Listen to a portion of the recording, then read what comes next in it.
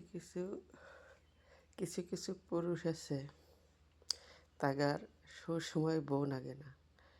তাগার বউ নাকি অসুস্থ হলে, তাগার বউ নাকি বৃদ্ধকালে, তাগার বউ নাকি যখন তারা অসাল হয়ে যায় সেখানে। বুঝছেন?